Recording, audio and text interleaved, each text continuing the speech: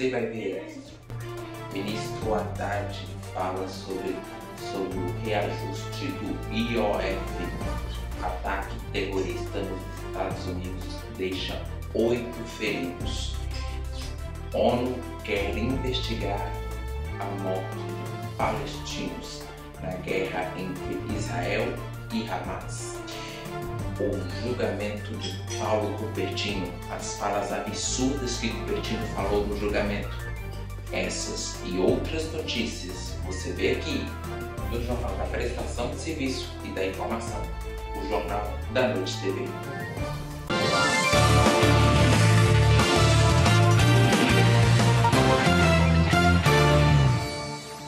Boa noite. O ministro da Fazenda, Fernando Haddad, disse que vai conversar com o Congresso para decidir os reajustes no IOF. O ministro ressaltou também que conversou com o presidente da Câmara e do Senado e que vai mover ações para promover os reajustes no IOF. Uma reportagem da TV Globo, exibida no Jornal Nacional de hoje, mostra como que foi a conversa entre como que Haddad vai fazer para fazer esses reajustes no IOF. Sou com o ministro da Fazenda dizendo que o governo vai buscar uma solução negociada. Eu tenho conversado muito tanto com o deputado Hugo Mota quanto com o Davi Alcolumbre, presidente do Senado. O que nós acertamos fazer? Nós acertamos fazer duas coisas. Primeiro, corrigir outras distorções do sistema financeiro, para abrir espaço para a calibragem do decreto do IOF. Segunda coisa que nós combinamos, colocar qualquer alteração no âmbito de reformas estruturais. Ou seja, as reformas estruturais vão voltar para a mesa, porque senão o que vai acontecer? Todo ano nós vamos ter que fazer ajustes pontuais para preparar a peça orçamentária do ano seguinte. Isso não é bom. Fernando Haddad não deu detalhes sobre as medidas estruturais, mas disse que é possível resolver o entrave do IOF em um prazo menor do que os 10 dias negociados com o Congresso na semana passada. Eu saí da reunião a semana passada com prazo de 10 dias. Eu falei, eu não preciso dos 10 dias. Nós sabemos o que precisa ser feito, mas precisa tomar uma decisão política do que será feito. E, diante do que eu ouvi, eu acredito que essa semana a gente possa resolver e melhorar tanto a regulação do IOF mas aí combinado com as questões estruturais. Quer dizer, não dá para dissociar mais uma coisa da outra. Um ataque terrorista nos Estados Unidos deixou cerca de 8 feridos. A segurança dos Estados Unidos se posicionou e emitiu notas em relação ao acontecido. Veja já o que aconteceu. De 88 anos, olha só, é uma sobrevivente do Holocausto, cuja família fugiu da Europa para os Estados Unidos durante a guerra. O ataque aconteceu ontem em Boulder, no Colorado, na véspera de um feriado judaico. O primeiro-ministro israelense Benjamin Netanyahu disse mais cedo que os ataques antissemitas ao redor do mundo são resultado direto da difamação sangrenta contra o povo e o Estado judeus. E disse também que confia nas autoridades americanas para julgar o criminoso. O presidente Donald Trump postou agora há pouco que o atirador tem que ser deportado. O homem que realizou os ataques está preso e só pode responder em liberdade $10 milhões. Ele foi acusado de homicídio qualificado e uso de dispositivo incendiário. Segundo a Polícia Federal Americana, tudo indica que ele agiu sozinho. Hoje, às 4h30 da tarde, ele tem uma primeira audiência na Justiça. O ataque chocou os moradores da pequena cidade de Boulder, no Colorado. O ataque aconteceu por volta da 1h30 da tarde numa popular área de pedestres de Boulder, no Colorado, perto do tribunal e numa região bastante policiada. O grupo responsável pela manifestação disse que faz o ato toda semana para lembrar os reféns sequestrados pelos terroristas do Hamas. E disse ainda que eles nunca tinham sido ameaçados ou agredidos, até ontem. Segundo testemunhas que gravaram este vídeo, um homem sem camisa arremessou coquetéis Molotov improvisados contra o grupo enquanto gritava "Palestina livre". Pelo menos 8 pessoas, entre 52 e 88 anos, ficaram feridas e foram hospitalizadas com queimaduras graves. Esta mulher viu tudo de longe e disse que o ataque criou jatos de fogo de até 6 metros de comprimento. Policiais rapidamente mobilizaram e prenderam o homem. E várias testemunhas correram para o local com baldes de água para socorrer os feridos. Entre elas estava Brooke. Eu perguntei como posso ajudar. Eles estavam no chão e tinham queimaduras muito graves nas pernas, contou ela. O homem foi identificado como sendo o egípcio Mohammed Sabri Soliman, de 45 anos. Segundo o Departamento de Segurança Interna, ele chegou nos Estados Unidos em 2022 com visto de turista e fez um pedido de asilo no mesmo ano. Apesar disso, a porta-voz do departamento postou que Soliman está no país ilegalmente. O FBI fez buscas ainda ontem na casa dele, que fica a cerca de 200 quilômetros do local do ataque. O investigador disse estar claro que foi um ato de violência planejado e que está sendo tratado pelo FBI como terrorismo. Infelizmente, ataques assim estão cada vez mais comuns no nosso país, disse Mark Michalek. Segundo o FBI, ataques antissemitas aumentaram em 12% nos primeiros 6 meses de 2025, o 4º ano seguido em que este tipo de violência cresce nos Estados Unidos. 2 semanas atrás, 2 funcionários da embaixada israelense foram assassinados a tiros na frente do Museu Judaico na capital americana. E o suspeito também gritou "Palestina livre" ao ser preso. A ONU, a Organização Nacional das Nações Unidas, disse que quer investigar a causa de mortes de palestinos em meio à guerra entre Hamas e Israel. A ONU declarou que a morte de milhares de palestinos está suspeita e deve ser investigada. Segundo a ONU, eles querem fazer um levantamento e saber o porquê está morrendo muitos e muitos palestinos. Confira agora uma reportagem da TV Globo que vai nos contar melhor o porquê está morrendo, o porquê está falecendo tantos palestinos assim. Porta-voz de Antônio Guterres disse que o secretário-geral condena as mortes e ferimentos de palestinos enquanto buscavam ajuda. É inaceitável que eles arrisquem suas vidas por comida, afirmou. Guterres pediu uma investigação independente e imediata sobre o ocorrido e que os autores sejam responsabilizados. Ontem, o Comitê da Cruz Vermelha Internacional informou que o hospital de campanha da organização recebeu 179 pacientes, incluindo mulheres e crianças, a maioria feridos a bala ou estilhaços. Segundo a organização, 21 pessoas morreram ao chegarem ao centro médico. De acordo com a Cruz Vermelha, os pacientes contaram que estavam tentando ir até um centro de distribuição de ajuda. O grupo terrorista Hamas acusou Israel de atirar em pessoas que buscavam comida e afirmou que um total de 31 palestinos morreram. As forças armadas israelenses negaram que tenham disparado contra civis e afirmaram que esses relatos eram falsos. A Fundação Humanitária de Gaza, apoiada por Israel e responsável pela distribuição da ajuda, publicou essas imagens de palestinos recolhendo suprimentos e declarou que não houve incidentes de violência ontem. Hoje, equipes médicas relataram mais mortes a tiro na mesma área de entrega de comida, que fica em Rafah, no sul de Gaza. Autoridades de saúde controladas pelo Hamas afirmaram que 3 palestinos morreram. As forças israelenses declararam que estão cientes dos novos relatos e que estão fazendo uma investigação abrangente do caso. Os militares confirmaram que, durante a noite, dispararam tiros de advertência para evitar que vários suspeitos se aproximassem deles e que isso ocorreu a 1 quilômetro de distância do centro de ajuda. Esta guerra tem que acabar. O cão Ted chegou a Portugal depois de 50 dias aguardando a autorização para embarcar, para voltar à sua dona.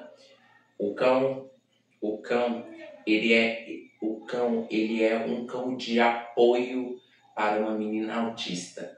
E ele tentava embarcar há 50 dias, porém a companhia de aeronaves não deixava o cãozinho Ted embarcar.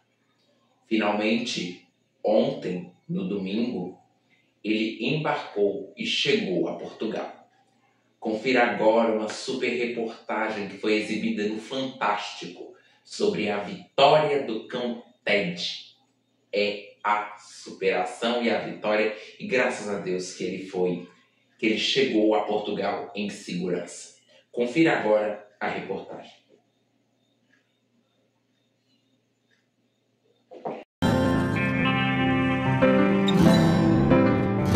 Ele só viajou com uma bolsinha, levando lenços umedecidos, documentos na mão, ou melhor, na pata. O Ted finalmente vai poder embarcar. Eu não tô nem acreditando que eu tô indo hoje com ele, né? Mas é uma sensação assim de alívio da gente ter conseguido. O cão da raça labrador é o animal de serviço da Alice, que é autista e se mudou com a família para Portugal em abril. Desde então, a garota vem sofrendo crises de ansiedade com a ausência do companheiro de uma vida. Acompanhei minha irmã em absolutamente tudo, em todos os lugares, espaços. O cachorro foi impedido de embarcar porque, segundo a companhia aérea TAP, o Ted não tem um certificado de cão de serviço reconhecido pela empresa. A TAP alega que disponibiliza no site a lista de empresas autorizadas a emitir o certificado. A família não aceitou que o animal viajasse no porão da aeronave e ele ficou no Brasil com a irmã de Alice. Numa segunda tentativa, na semana passada, a família conseguiu uma liminar judicial para levar o Ted na cabine, mas a companhia aérea optou por não cumprir a decisão e cancelar o voo. Agora, na terceira vez, um acordo entre a família e a TAP possibilitou o embarque de Ted, acompanhado do treinador. Eu assinei praticamente uns 10 documentos. Que eu era responsável pelo cão na aeronave, que eu era responsável se ele morder alguém, se ele latir, se ele fizer qualquer coisa dentro da aeronave. Mas não tem problema nenhum. Eu que treinei o cão, foi bem treinado, ele já viajou para os Estados Unidos. Embarque autorizado e quase 10 horas de voo até o outro lado do Oceano Atlântico. Ted foi o primeiro a entrar na aeronave no Rio, mas o último a sair em Portugal. Da seleção brasileira, Carlo Lancelotti faz o primeiro treino com a seleção. Carlo Lancelotti, que chegou logo depois da demissão do técnico Dorival Júnior, Carlos Lancelotti assume a seleção brasileira. Carlos Lancelotti, que já foi técnico do Real Madrid, agora assume a seleção brasileira para tentar trazer a vitória na Copa do Mundo. Vamos conferir agora uma reportagem de como foi o treino da seleção brasileira. De apenas 15 minutos. Foi esse tempo cronometrado que a imprensa teve para observar o primeiro trabalho dele no campo. E deu para ver que o italiano é bom de papo. Teve conversa com Taffarel, treinador dos goleiros. Falou com Rafinha e Casemiro, de volta à seleção depois de um ano e meio ausente. Papeou com Vini Júnior, com quem trabalhava no Real Madrid até o mês passado. Trocou ideia com o atacante Richarlison, outro que retorna. Sob os olhares de mais de 100 jornalistas, ele observava os novos comandados e conversava. Apenas 3 convocados não chegaram a tempo de treinar. Os zagueiros Marquinhos e Beraldo, campeões da Europa pelo PSG, e o lateral Carlos Augusto, da Inter de Milão, derrotada na final pelo time francês. Nesses primeiros 10 dias como técnico do Brasil, Carlo Ancelotti precisa preparar o time para fazer 2 jogos pelas eliminatórias da Copa do Mundo de 2026. Contra o Equador na quinta-feira em Guayaquil e contra o Paraguai no dia 10 de junho em São Paulo. Como o tempo é curto, ele tem aproveitado os momentos de convívio na concentração para conhecer todo mundo. A chegada de um novo treinador também traz esperança para jogadores que querem fazer parte do time, mas não vinham sendo convocados. E o italiano já chamou alguns deles na primeira lista. O zagueiro Alexandro, por exemplo, nunca tinha vestido essa camisa. Ele atua no Lille da França e pretende ficar muito tempo por aqui. O próximo passo, né, é cravar meu nome na seleção, ficar ali ganhar meu espaço e chegar na Copa do Mundo. O goleiro Hugo Souza, do Corinthians, havia sido convocado 2 vezes, mas lá em 2018, quando ainda estava nas categorias de base do Flamengo. Minha namorada fala pra mim, amor, caraca, ele estava treinando Real Madrid há pouco tempo e ele te convocou. Eu falei, realmente, um tamanho que às vezes a gente não imagina. Estevão, do Palmeiras, estava nos últimos jogos da seleção, mas a ansiedade continua. Vai ser uma honra estar junto com um treinador que ganhou tantas coisas, né? Então, eu acho que vou aprender bastante. O Brasil precisa ficar entre os 6 primeiros para garantir a vaga direta na próxima Copa. O time começa a data FIFA na 4ª posição. E Ancelotti terá apenas mais 2 treinos antes da estreia. Agora o Brasil ganha uma Copa do Mundo. Agora vai, Brasil!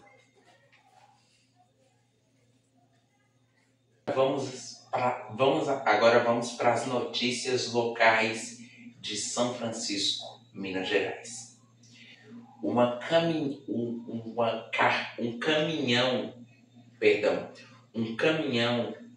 Um caminhão da empresa de laticínios Saboroso, um caminhão de laticínios da Saboroso capotou em uma BR. O caminhão fazia o transporte de leite da empresa Saboroso e colidiu com o carro. Na colisão, o caminhão caiu. É possível ver uma criança e um rapaz gravando o local do acidente. Em um grupo de trânsito de São Francisco, Minas Gerais, um áudio que informa melhor o que aconteceu. Veja agora a imagem e logo em seguida vocês vão ver a Atenção, imagem. Galera do grupo aí, tem alguém que estiver rodando aí, que for rodar aí. Um acidente ali em Feijão do Rato. O caminhão do leite tombou, bateu no carro lá e tombou e graças a Deus não teve vítima fatal. João Ítalo, mas atenção aí. Esse foi o momento Bora SF. Agora a gente vai falar sobre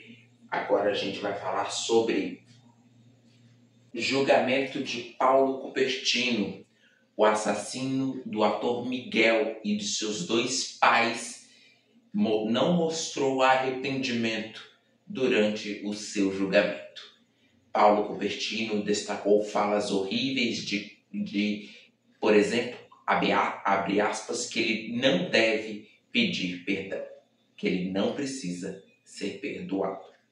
A filha de Paulo Cupertino contou também tudo o que aconteceu no dia em que ele desferiu cerca de 7 tiros contra o ator Miguel, 6 contra o pai e a mãe do ator. Volta com os depoimentos do julgamento que condenou Paulo Cupertino a 98 anos de prisão. O que a senhora está sentindo agora? Alívio, né? Fiquei com medo. Ele sair pelaquela porta. Foi aqui, nesta sala, onde Paulo Cupertino finalmente foi julgado. Aqui, sentado nessa cadeira, ele negou ter cometido os assassinatos de Rafael, Miriam e João, apesar das provas. O julgamento aconteceu quase 6 anos depois do crime. Na sala de audiência, o juiz comanda a sessão.